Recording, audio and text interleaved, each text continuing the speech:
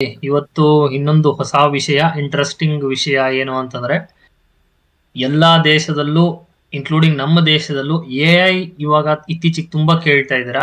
AI ಅಂದ್ರೆ artificial intelligence ಅಂತ. ಅಂದ್ರೆ ಅದೇ ಕಲ್ತು ಕೆಲಸ ಮಾಡೋದು, ಏನಾದ್ರೂ ಮಾಡೋದು, ಈ ತರ ಇದನ್ನ ಆರ್ಟಿಫಿಷಿಯಲ್ ಇಂಟೆಲಿಜೆನ್ಸ್ ಅಂತ ಕರಿತೀವಿ. ಸೊ ಇತ್ತೀಚೆಗೆ ಇದನ್ನ ತುಂಬಾ ಕೇಳ್ತಿದ್ದೀರಾ. ಫೋನ್ ಅಲ್ಲಿ ಬರ್ತಿದೆ, ಇವಾಗ ಆಲ್ರೆಡಿ ವಾಟ್ಸಪ್ ಅಲ್ಲೂ ನೋಡಿದೀರಾ. ವಾಟ್ಸಪ್ ಅಲ್ಲಿ ಒಂದ್ ಬಂದಿದೆ. ಸೊ ಏನು ಅಂದ್ರೆ ನೀವು ಅಲ್ಲಿ ಕೇಳಿದ್ರಿ ಅಂತಂದ್ರೆ, ಫಾರ್ ಎಕ್ಸಾಂಪಲ್ ನನ್ನ ಹತ್ರ ಒಂದ್ ಈರುಳ್ಳಿ ಇದೆ, ಒಂದ್ ಟೊಮಾಟೊ ಇದೆ, ಒಂದ್ ಮೆಣಸಿನ್ಕಾಯಿ ಇದೆ, ನಾನು ಏನ್ ಅಡಿಗೆ ಮಾಡ್ಬೋದು ಅಂತ ನೀವು ಅದಕ್ಕೆ ಕೇಳಿದ್ರೆ ಅದು ಏನೋ ಒಂದು ರೆಸಿಪಿನ ಜನರೇಟ್ ಮಾಡ್ಬಿಟ್ಟು ಕೊಡುತ್ತೆ. ಸೊ ನೀವು ಆತರ ಅಡಿಗೆ ಮಾಡ್ಬೋದು. ಆತರ ಇವಾಗ ಚಾಟ್ ಜಿಪಿಟಿ ಅಂತ ಬಂದಿದೆ. ಸೊ ಅದು ಕೂಡ ಒಂದು ಎ ಐ ಮಾಡೆಲ್. ನೀವು ಏನ ಜಗತ್ತಿನ ಯಾವುದೇ ಆಯುರ್ವೇದ ಇಟ್ಕೊಂಡು ಯಾವುದೇ ಪ್ರಶ್ನೆ ಇದ್ರು ಅದಕ್ಕೆ ಕೇಳಿದ್ರು ಅದು ಆನ್ಸರ್ ಮಾಡುತ್ತೆ. ಸೊ ಎ ಐ ಇವಾಗ ಡಾಮಿನೇಟಿಂಗ್ ಅಂತ ಹೇಳ್ತೀವಿ. ಅಂದ್ರೆ ತುಂಬಾ ಮನುಷ್ಯರ್ಕಿಂತ ತುಂಬಾ ಮುಂದೆ ಇದ್ದಂಗೆ ಅದು. ಮನುಷ್ಯ ಮಾಡಿದ್ದೇನೆ, ಬಟ್ ಮನುಷ್ಯರ್ಕಿಂತ ಮುಂದೆ ಹೋಗ್ತಾ ಇದೆ. ಸೊ ಇದರ ಇಂಪ್ಯಾಕ್ಟ್ ಏನಿದೆ ಅಂದ್ರೆ, ಇದು ನಮ್ಗೆ ಏನ್ ಬೆನಿಫಿಟ್ ಅಥವಾ ನಮ್ಗೆ ನಾನ್ ಬೆನಿಫಿಟ್, ನಮ್ಗೆ ಒಳ್ಳೇದ ನಮಗ್ ಕೆಟ್ಟದ ಅನ್ನೋದ್ರ ಬಗ್ಗೆ ನಾವು ಇಲ್ಲಿ ಚರ್ಚೆ ಮಾಡ್ಬೇಕು ಅನ್ಕೊಂಡಿದೀವಿ. ಆಲ್ರೆಡಿ ನಮ್ಮ ದೇಶಕ್ಕಿಂತ ನಾವು ಇನ್ನ ಎ ಐ ಅಲ್ಲಿ ಸ್ವಲ್ಪ ಹಿಂದೆ ಇದೀವಿ. ಬಟ್ ಬೇರೆ ದೇಶದಲ್ಲಿ ನೋಡಿದ್ರೆ ಮನೆಯಲ್ಲಿ ಕೆಲಸ ಮಾಡೋಕ್ಕೂ ಎ ಐ. ಅಂದ್ರೆ ನಾವ್ ಹೆಂಗೆ ಇಲ್ಲಿ ಮನೆಯಲ್ಲಿ ಯಾರನ್ನಾದ್ರೂ ಇವಾಗ ಆಯಾ ಯಾರನ್ನಾದ್ರೂ ಕರಿತೀವಿ, ಏನಾದ್ರು ಅಡಿಗೆ ಮಾಡ್ಬೇಕು ನಮ್ಗೆ ಆಗಲ್ಲ ಅಂತಂದ್ರೆ ಇನ್ನೊಬ್ರಿಗೆ ಹೇಳ್ತೀವಿ ಈ ತರ ಅಡಿಗೆ ಮಾಡ್ಕೊಡಿ ನಮ್ಗೆ ಅಂತ. ಬಟ್ ಬೇರೆ ದೇಶದಲ್ಲಿ ರೋಬೋಟ್ಸ್ ಗಳೇ ಅಡಿಗೆ ಮಾಡ್ಕೊಡ್ತವೆ, ಅಡಿಗೆ ಮಾಡಿ ಸರ್ವ್ ಕೂಡ ಮಾಡ್ತವೆ. ಇಂತ ಒಂದು ಈ ಮಟ್ಟಕ್ಕೆ ಟೆಕ್ನಾಲಜಿ ಬೆಳೆದಿದೆ ಬೇರೆ ದೇಶದಲ್ಲಿ. ಸೊ ಈ ಟೆಕ್ನಾಲಜಿ ಹೆಂಗ್ ಇಂಪ್ಯಾಕ್ಟ್ ಮಾಡುತ್ತೆ ಮನುಷ್ಯರಿಗೆ, ಮುಂದೊಂದು ದಿನ ಏನ್ ಆಗ್ಬೋದು ನಮ್ಮ ದೇಶ ಅಥವಾ ಎಲ್ಲ ಇಡೀ ಭೂಮಿನೇ ಏನ್ ಆಗ್ಬೋದು ಎ ಐ ಇಂದ. ಸೊ ಅದ್ರ ಬಗ್ಗೆ ಇನ್ ಡೀಟೇಲ್ ಆಗಿ ಇದರಲ್ಲಿ ಚರ್ಚೆ ಮಾಡೋಣ. ಸೊ ಎಲ್ರೂ ನಮ್ಮ ಅನಿಸಿಕೆಗಳನ್ನ ಶೇರ್ ಮಾಡ್ಕೋತೀವಿ. ಸೊ ನಿಮ್ ಅನಿಸಿಕೆ ಏನಾದ್ರೂ ಇದ್ರೆ ಎ ಐ ಇಂದ ಏನೇನ್ ಆಗ್ಬೋದು ಅನ್ನೋದನ್ನ ಅದನ್ನು ನೀವು ಕಮೆಂಟ್ ಮಾಡಿ. ಸೊ ನಿಮಗೆ ಏನ್ ಅನ್ಸುತ್ತೆ ಹೇಳಿ. ಹಾಂ, ಫಸ್ಟು ಈಗಿಂದು ಕರೆಂಟ್ ಎ ಐದು ಲೆವೆಲ್ ಏನಿದೆ, ಮಟ್ಟ ಏನಿದೆ, ಬೇಸಿಕಲಿ ಇದು ಕರೆಂಟ್ಲಿ ಮನುಷ್ಯ ಏನು ಮಾಡಿದೆಯಲ್ಲ ಅದನ್ನು ನೋಡಿಕೊಂಡೇ ಮಾಡ್ತಿದೆ. ಈಗ ಹ್ಮ್ ಎ ಐ ಏನು ಬೇಸಿಕಲಿ ಈಗಿನ ತಲೆಯಲ್ಲೇನು ಬರುತ್ತೆ, ತಾನೇ ಏನು ಹೊಸ ಡೇಟಾ ಕ್ರಿಯೇಟ್ ಮಾಡುತ್ತಾ, ಮಾಡಲ್ಲ ಕರೆಂಟ್ಲಿ. ಈಗ ನಮ್ಮ ಹತ್ರ ಈ ಜಗತ್ತಿನಲ್ಲಿ ಈಗ ಒಂದು ರೆಸಿಪಿ ಎಕ್ಸಾಂಪಲ್ ತೊಗೊಂಡ್ವಿ. ಈ ಜಗತ್ತಿನಲ್ಲಿ ಎಲ್ಲ ರೆಸಿಪಿನ ಅದು ಓದ್ಬಿಡುತ್ತಷ್ಟೆ. ಅದು ಓದಿ ನೀವು ಹ್ಮ್ ಕೇಳಿರೋ ಪ್ರಕಾರ ನಿಮ್ಗೆ ಏನೇನು ಇದೆ ಅನ್ನೋದ ತಂದು ಪ್ರೊಸೆಸಿಂಗ್ ಮಾಡಿ ನಿಮಗೊಂದು ರಿಸಲ್ಟ್ ಕೊಡುತ್ತೆ, ಆಯಿತಾ. ಆದರೆ ಅದರಿಂದ ತಾನಾಗೆ ಹೊಸದು ಕ್ರಿಯೇಟ್ ಮಾಡೋ ಶಕ್ತಿ ಇನ್ನೂ ಆ ಲೆವೆಲ್ಗೆ ಬಂದಿಲ್ಲ. ಎಕ್ಸಿಸ್ಟನ್ನು ಓದಿಬಿಟ್ಟು ಮಾಡುತ್ತೆ ಬೇಸಿಕಲಿ. ಹ್ಮ್ ಸೊ ಜನ ಒಂದೊಂದು ಸರ್ತಿ ಹೆದರ್ಕೊಂಡ್ಬಿಡ್ತಾರೆ, ಅದು ತಂತಾನೆ ತಲೆ ಓಡಿಸಿ ಏನಾದರೂ ಮಾಡಿಬಿಡುತ್ತಾ ಅಂತ. ಇನ್ನೂ ಆ ಲೆವೆಲ್ಗೆ ಬಂದಿಲ್ಲ, ಆಯಿತಾ. ಟರ್ಮಿನೇಟರ್ ಫಿಲ್ಮ್ ನೋಡಿದವ್ರಿಗೆ ಇನ್ನೂ ಆ ಲೆವೆಲ್ಗೆ ಬಂದಿಲ್ಲ, ಟೈಮ್ ಇದೆ. ಹೌದೌದು, ಆ ಮಟ್ಟಕ್ಕೆ ಇನ್ನೂ ಬೆಳೆದಿಲ್ಲ ಬಿಡಿ. ಆದ್ರೆ ಈಗ ರೀಸೆಂಟ್ ಆಗಿ ಈ ಇನ್ಸ್ಟಾಗ್ರಾಮ್ ಅಲ್ಲಿ, ಯೂಟ್ಯೂಬ್ ಅಲ್ಲಿ ಎಲ್ಲಾದ್ರೂ ಬಂದಿರುತ್ತೆ, ಯಾರಾದ್ರೂ ವಿಡಿಯೋ ನೋಡಿರ್ತಾರೆ. ನೋಡಿಲ್ದವ್ರಿಗೆ ಹೇಳ್ತಿದೀನಿ. ಒಂದು ಹೋಟ್ಲಲ್ಲಿ ಒಂದು ಎಕ್ಸ್ಪೆರಿಮೆಂಟ್ ಕಂಡಕ್ಟ್ ಮಾಡಿದ್ದಾರೆ. ಸೊ ನೀವೇನಾದ್ರೂ ನೋಡಿದಿರಾ ಅದನ್ನ, ಆ ವಿಡಿಯೋನ? ಇಲ್ಲ ಇಲ್ಲ. ಏನ್ ಮಾಡಿದ್ದಾರೆ ಅಂದ್ರೆ, ಒಂದು ಚಿಕ್ಕ ರೋಬೋಟ್. ಸೊ ಒಂದು 5-6 ಹೋಟೆಲ್ ಅಲ್ಲಿ ಸರ್ವ್ ಮಾಡುವಂತ ರೋಬೋಟ್ ಗಳಿವೆ. ಒಂದು 5-6 ರೋಬೋಟ್ಗಳು night time. So night time ಅವು ಏನು ಕಮಾಂಡಿಂಗ್ ಇರುತ್ತೆ ಅಂದ್ರೆ, ನಾರ್ಮಲ್ ಆಫ್ ಅಂದ್ರೆ ಸ್ಟ್ಯಾಂಡ್ ಬೈ ಮೋಡಲ್ ಇರ್ತವೆ ಅವು. ಚಾರ್ಜಿಂಗ್ ಸ್ಟ್ಯಾಂಡ್ ಬೈ ಮಾಡಿ. ಅಂದ್ರೆ ಸುಮ್ನೆ ಆನ್ ಇರುತ್ತೆ, ನಿಂತಿರ್ತವೆ. ಸೊ ಏನಾಗಿದೆ, ಈ ಚಿಕ್ಕ ರೋಬೋಟು ಹೋಗಿದೆ, ಹಿಂಗೆ ಹಿಂಗೆ ಹಿಂಗೆ ಹೋಗಿದೆ, ಅವುಗಳ ಹತ್ರ ಹೋಗಿ ಯಾಕೆ ಇಲ್ಲಿ ನಿಂತಿದ್ದೀರಾ ಹಿಂಗೆ ಹಿಂಗೆ ಕ್ವಶನ್ ಮಾಡಿದೆ. ಸೊ ಅದು ಓ, ಸೆಲ್ಫ್ ಜನರೇಟಿವ್. ಸೊ ನೀವೇನಾದ್ರೂ ಆನ್ಸರ್ ಮಾಡಿದ್ರೆ ಅದಕ್ಕೂ ಮತ್ತೆ ಆನ್ಸರ್ ಮಾಡೋ ಕೆಪಬಿಲಿಟಿ ಇದೆ ಅದು ರೋಬೋಟ್ಗೆ. ಸೊ ನಾವ್ ಇಲ್ಲಿ ಅದೇನ್ ಕೇಳಿದೆ, ಚಿಕ್ಕ ರೋಬೋಟ್, ನೀವ್ಯಾಕೆ ಇಲ್ಲಿ ನಿಂತಿದ್ದೀರಾ, ಮನೆಗೆ ಹೋಗಲ್ವಾ ನೀವು, ಕೆಲಸ ಮುಗ್ದಿದೆ ಅಲ್ವಾ ಅಂತ ಕೇಳಿದೆ. ಅದಕ್ಕೆ ಆ ರೋಬೋಟ್ಗಳು ನಮಗ್ ಮನೆ ಇಲ್ಲ ಅಂತ ಹೇಳಿವಿ ಅವು. ಈ ಚಿಕ್ಕ ರೋಬೋಟ್ ಏನ್ ಮಾಡ್ಬಿಟ್ಟಿದೆ ಗೊತ್ತಾ, ನಿಮಗ್ ಮನೆ ಅಲ್ವಾ, ನಮ್ ಮನೆಯದೇ ಬನ್ನಿ ಕರ್ಕೊಂಡು ಹೋಗ್ತೇವೆ ಅಂತ ಎಲ್ಲ ರೋಬೋಟ್ಗಳನ್ನ ಕರ್ಕೊಂಡು ಹೋಗ್ಬಿಟ್ಟಿದ್ದು ಹೋಟ್ಲಿಂದ ಆಚೆಗೆ. ಓಕೆ. ಸೊ ಈ ಅದು ಮಟ್ಟಕ್ಕೆ ವಿಚಿತ್ರಗಳು ನಡೀತವೆ ಇಂದ. ಅದು ಜನರೇಟೆಡ್ ವಿಡಿಯೋ ಅನಿಸ್ತು ನನಗೆ. ದ್ಯಾಟ್ಸ್ ಫೈನ್, ಅದು ಹ್ಮ್ ಕತೆ ಇದೆ. ಮಾಡಿರೋದು ಮಾಡಿರೋದು ಬೇಕು ಅಂತ ಮಾಡಿರೋದು ಅದು. ಹಾಂ. ಆದರೆ ನನಗೆ ಎಲ್ಲರಿಗಿಂತ ಹೆದರಿಕೆ ಆಗ್ತಿರೋದು, ಮತ್ತೆ ಎಲಾನ್ ಮಸ್ಕ್ ಅವರು ರೋಬೋಟ್ಸ್ ಅನೌನ್ಸ್ ಮಾಡಿದ್ದಾರೆ, ನೋಡಿದಾರ? A I robots hmm demo ಕೊಟ್ಟಿದ್ರು. ಹೌದು ಹೌದು, ಆ ಆಪ್ಟಿಮಸ್ ಅಂತೇನೋ ಹಾಂ, ಹೆಸರು. ಆ ರೋಬೋಟ್ಗಳದ್ದು ರಿಪ್ಲೈ, ಕೆಲಸ ಬಿಡಿ, ಇನ್ನೂ ಟೈಮ್ ಇದೆ.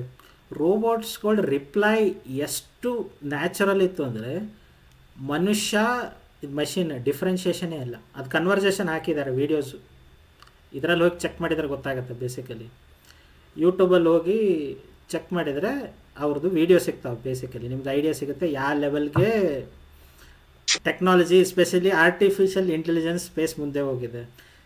ಅದಕ್ಕೆ ಗೂಗಲ್ ಅವರು 2 ವರ್ಷದಿಂದ ಒಂದು ಅನೌನ್ಸ್ ಮಾಡಿದ್ರು, ನೆನಪಿದೆಯೋ ಎಲ್ಲೋ ಗೊತ್ತಿಲ್ಲ.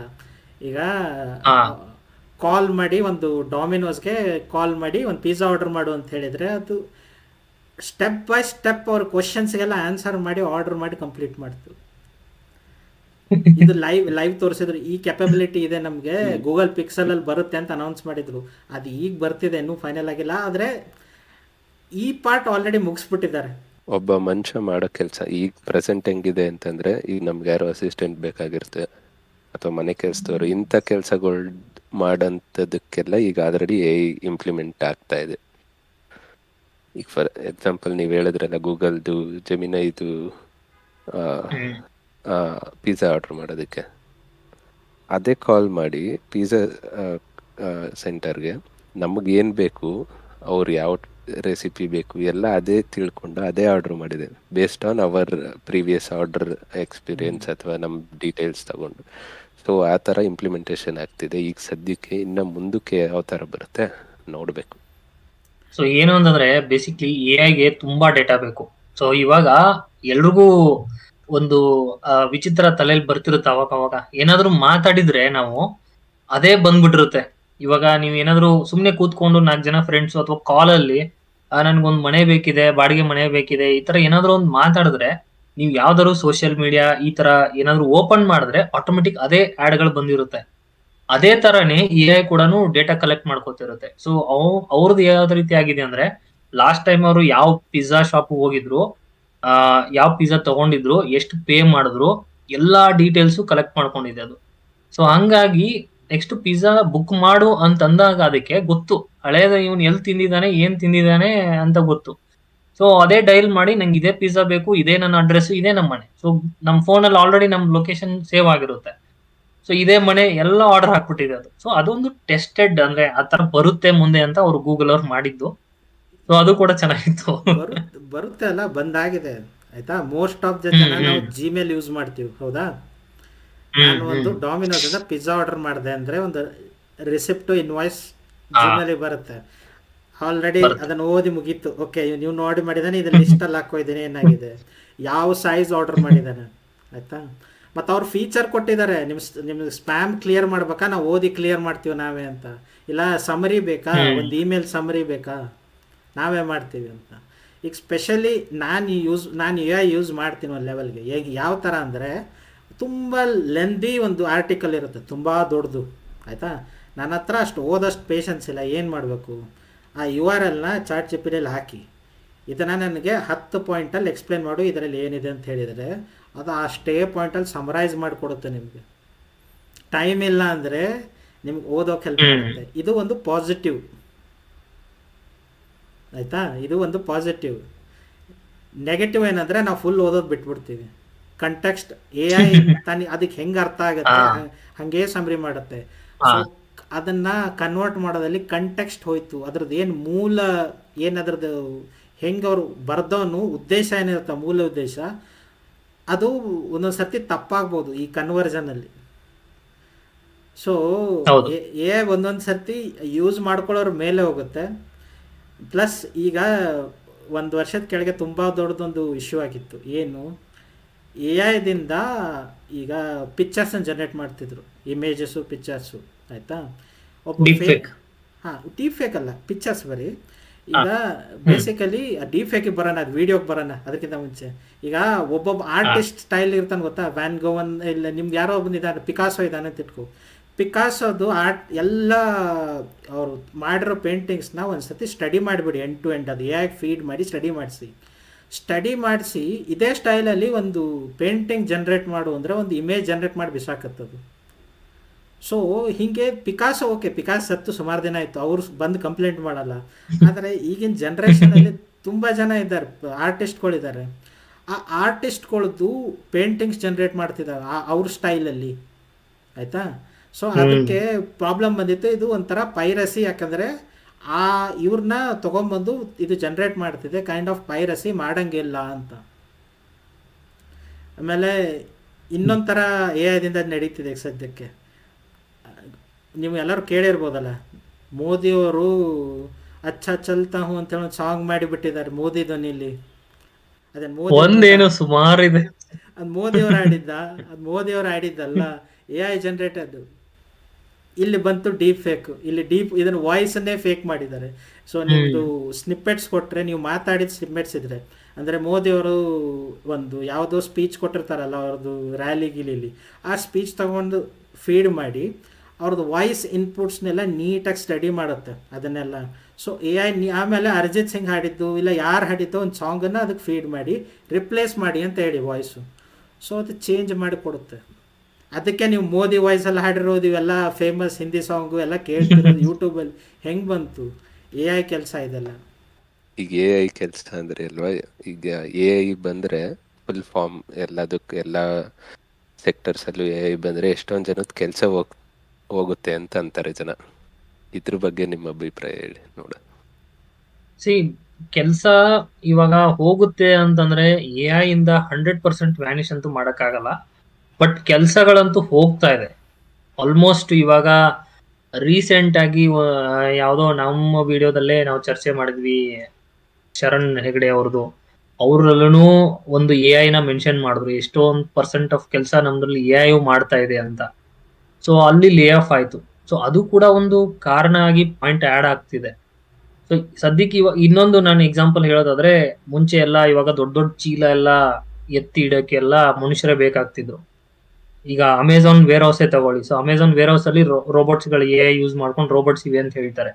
ಸೊ ಅಲ್ಲಿ ನನ್ಗೆ ಗೊತ್ತಿಲ್ಲ ಕನ್ಫರ್ಮ್ ಆಗಿ, ಬಟ್ ಇವೆ ಅಂತ ಹೇಳ್ತಾರೆ. ಬಟ್ ಅಲ್ಲಿ ಹೆಂಗೆ ಅಂತಂದ್ರೆ, ಒಂದು ಬಾಕ್ಸ್ ನ ರೋಬೋಟ್ ತಗೊಂಡು ಇದೇ ರ್ಯಾಕ್ ಹೋಗ್ಬೇಕು, ಇಲ್ಲೇ ಪ್ಲೇಸ್ ಮಾಡ್ಬೇಕು, ಹಿಂಗೆ ಪ್ಲೇಸ್ ಮಾಡ್ಬೇಕು ಅಂತ ಅದು ಆಟೋಮೆಟಿಕ್ ಮಾಡುತ್ತೆ. ಸೊ ಈಗ ಅಲ್ಲಿ ಎಷ್ಟೊಂದ್ ಜನ ಕೆಲಸ ಮಾಡೋರ್ದು ಹೋಯ್ತು ಜಾಬ್, ಎಲ್ಲ ರೋಬೋಟ್ಸ್ ಮಾಡ್ತಿದೆ. ಬಟ್ ಇನ್ನೊಂದೇನು ಅಂತಂದ್ರೆ, ನಾನು ಸುಮಾರು ಒಂದು 5 ವರ್ಷದ ಹಿಂದೆ, 5, 6, 7 ವರ್ಷದ ಹಿಂದೆ ನಾನೊಂದು ಟಿವಿಯಲ್ಲಿ ನ್ಯೂಸ್ ನೋಡಿದ್ದೆ. ಇದರಲ್ಲಿ ಫಾರಿನ್ ಅಲ್ಲಿ ಯಾವುದೋ ಒಂದು ಲಿಕ್ಕರ್ ಪ್ರೊಡ್ಯೂಸ್ ಮಾಡುತ್ತೆ ಒಂದು ಕಂಪನಿ. ಸೊ ಆ ಕಂಪನಿ ಎಷ್ಟಿದೆ ಅಂತಂದ್ರೆ, ಸುಮಾರು 1 ಅವರ್ಗೆ 400 ಬಾಟಲ್ಸ್ ಲಿಕ್ಕರ್ ಪ್ರೊಡ್ಯೂಸ್ ಮಾಡುತ್ತೆ. 1 ಅವರ್ಗೆ 400 ಬಾಟಲ್ಸ್.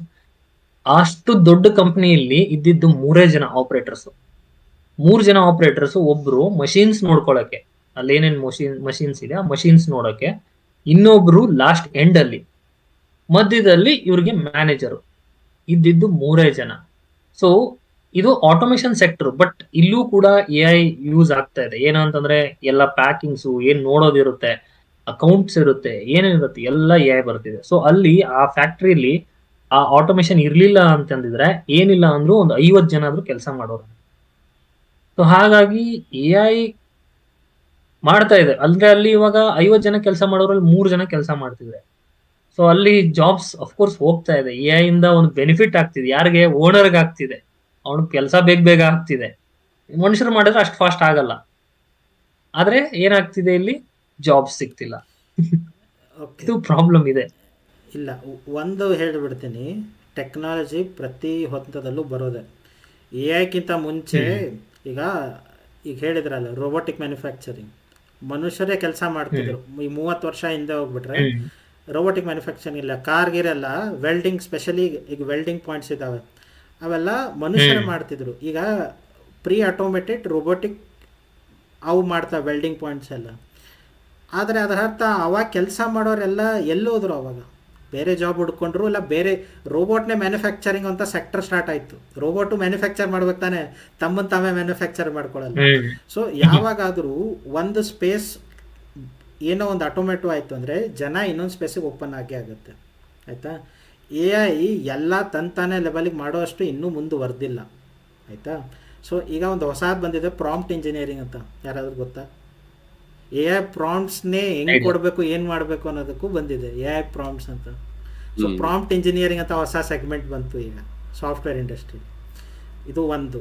ಸೆಕೆಂಡ್ಲಿ, ನಾವು ಎಷ್ಟು ಸಾಫ್ಟ್ವೇರ್ ಮೇಲೆ ಡಿಪೆಂಡೆಂಟ್ ಇದ್ದೀವಿ ಅಂದರೆ ಸದ್ಯಕ್ಕೆ ಯಾವತ್ತೂ ಅಂತೂ ಹೋಗಲ್ಲ, ಪೂರ್ತಿ ಹೋಗಲ್ಲ. ಆಯಿತಾ? ಎ ಐ ಕೈಲಿ ಎಕ್ಸಿಸ್ಟಿಂಗ್ ಕೋಡ್ನ ಮೇಂಟೈನ್ ಮಾಡೋಕ್ಕಾಗಲ್ಲ. ಇದು ನನಗೆ ಆ್ಯಸ್ ಎ ಸಾಫ್ಟ್ವೇರ್ ಇಂಜಿನಿಯರ್ ಆಗಿ ಗೊತ್ತು. ಹೊಸ ಕೋಡ್ ಅದು ಈಸಿಯಾಗಿ ಬರೆದು ಬಿಡುತ್ತೆ. ಆಯಿತಾ? ಎಕ್ಸಿಸ್ಟಿಂಗ್ ಕೋಡ್ ಮೇಂಟೈನ್ ಮಾಡೋಕ್ಕಾಗಲ್ಲ ಅದ್ರ ಕೈಲಿ. ಸಜೆಷನ್ ಕೊಡ್ಬೋದು. ಆಯಿತಾ? ಸೊ ಈಗಿನ ಸಾಫ್ಟ್ವೇರ್ ಸೆಕ್ಟ್ರಲ್ಲೂ ಏನು ಮಾಡ್ತಿದ್ದಾರೆ ಅಂದರೆ, ಈಗ ಹೆಂಗೆ ಚಾಟ್ ಜಿ ಪಿ ಟಿ ಇದೆಯಲ್ಲ, ಹಾಗೆ ಒಂದು ಸ್ವಲ್ಪ ಎ ಐ ಚಾಟ್ಸ್ನಲ್ಲಿ ಕೊಡ್ತಿದ್ದಾರೆ ನಿಮ್ದು ಇದರಲ್ಲಿ.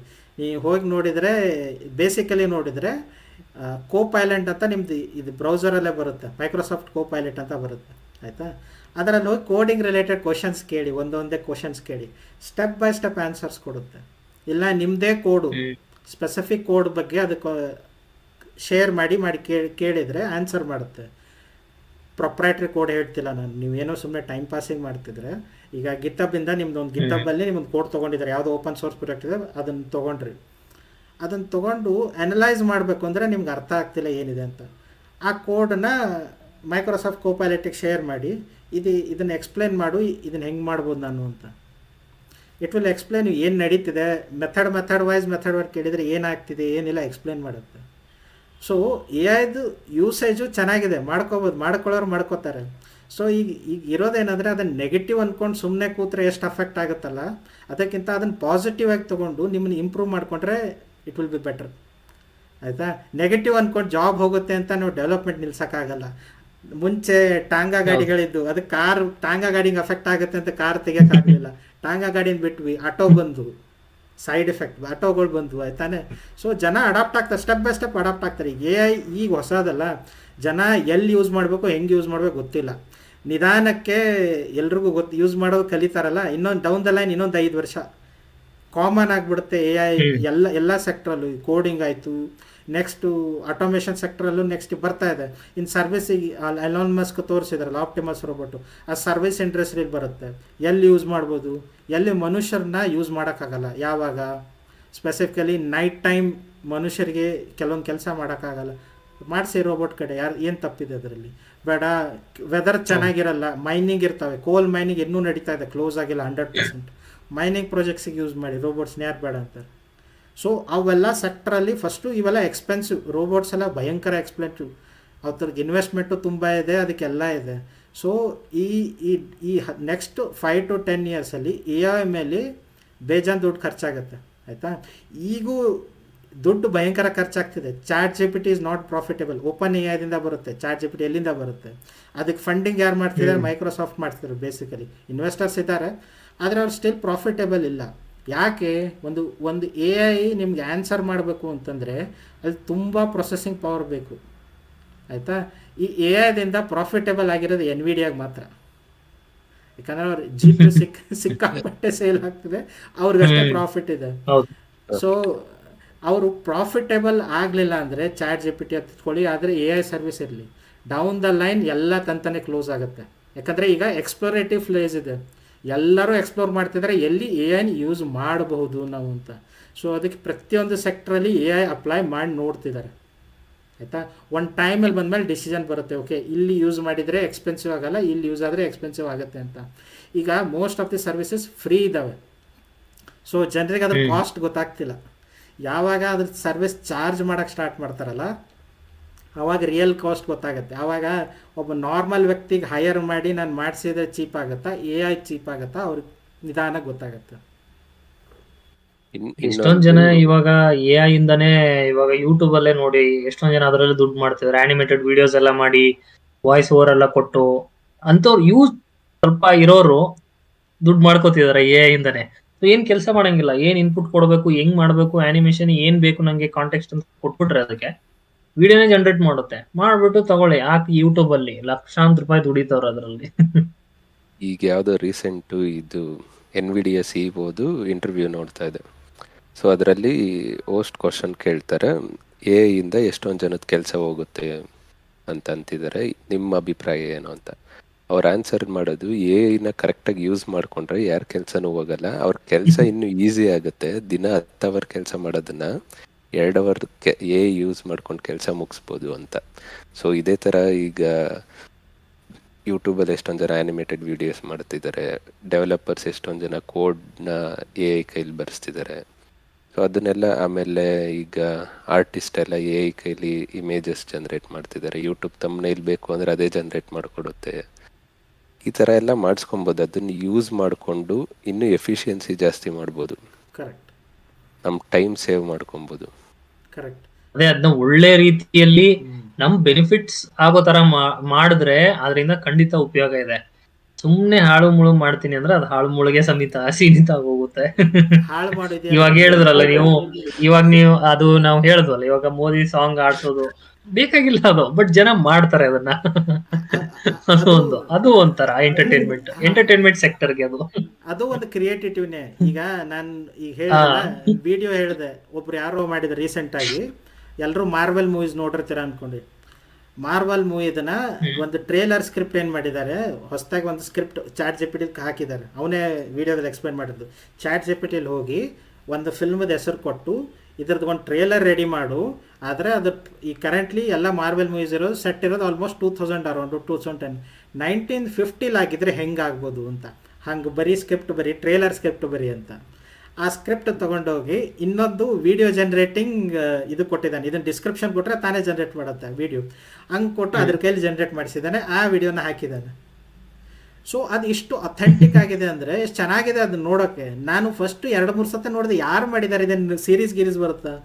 ಆಮೇಲೆ ಚಾನಲ್ಗೆ ಹೋಗಿ ಚೆಕ್ ಮಾಡಿದಾಗ ಗುರುಗಳೇ ಎಕ್ಸ್ಪ್ಲೇನ್ ಮಾಡಿದ್ದಾರೆ, ನಾನು ಇದನ್ನೇ ಹಿಂಗೆ ಮಾಡ್ತಿದ್ದೀನಿ, ಯು ಕ್ಯಾನ್ ಆಲ್ಸೋ ಟ್ರೈ ಅಂತ. ಸೊ ಒಂಥರ ಎಂಟರ್ಟೈನ್ಮೆಂಟ್ ಇಂಡಸ್ಟ್ರಿಗೂ ಸ್ಕೋಪ್ ಇದೆ. ಯಾರ ಹತ್ರ ಬಜೆಟ್ ಇಲ್ಲ ಅಂತ ಇಟ್ಕೊಳ್ಳಿ, ಒಂದು ಮೂವಿ ಮಾಡೋಷ್ಟು ಬಜೆಟ್ ಇಲ್ಲ, ಅದರ ಸ್ಕ್ರಿಪ್ಟ್ ಇದೆ, ಆ ಸ್ಕ್ರಿಪ್ಟ್ ಇಟ್ಕೊಂಡು ಅವರೇ ಒಂದು 15-20 ನಿಮಿಷದ ಫಿಲ್ಮೇ ಮಾಡ್ಬೋದು ವಿತೌಟ್ ಯಾರು ಇಲ್ಲದೆ.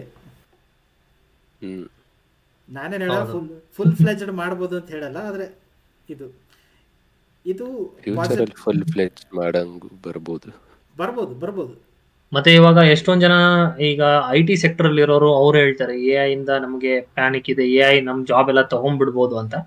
ಬಟ್ ಅವ್ರಿಗೂ ನಾನು ಒಂದು ಹೇಳ್ತೀನಿ, ನಾವು IT ಸೆಕ್ಟರ್ ಅಲ್ಲಿ ಇರೋದ್ರಿಂದ ನಮಗೂ ಗೊತ್ತು, ನಮಗೆ ಅದು ಬೆನಿಫಿಟ್ ಇದೆ, ಅದರಿಂದ ನಮ್ಗೆ ಏನು ಪ್ರಾಬ್ಲಮ್ ಇಲ್ಲ. ಯಾಕಂದ್ರೆ ಇವಾಗ ಚಾಟ್ GPT ಕೋಡನ್ನ ಕೊಡುತ್ತೆ, ಬಟ್ ಆ ಕೋಡ್ ನಾನು ತಗೊಂಡು ಎಲ್ಲಿಗೆ ಹಾಕ್ಬೇಕು, ಅದರಿಂದ ನಾನು ಏನ್ ಇನ್ಪುಟ್ ಕೊಡ್ಬೇಕು, ಏನ್ ಔಟ್ಪುಟ್ ತಗೋಬೇಕು, ಅದನ್ನ ಎಲ್ಲಿ ಅರೇಂಜ್ ಮಾಡ್ಕೋಬೇಕು, ಈ ಕಲೆ ಇರೋದು ಅದು ಚಾಟ್ GPT ಮಾಡಲ್ಲ.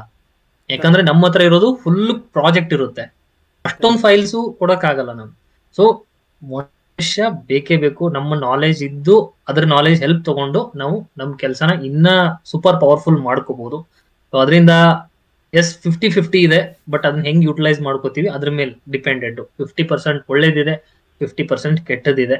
ಸೊ ಇದು ನನ್ನ ಅನಿಸಿಕೆ.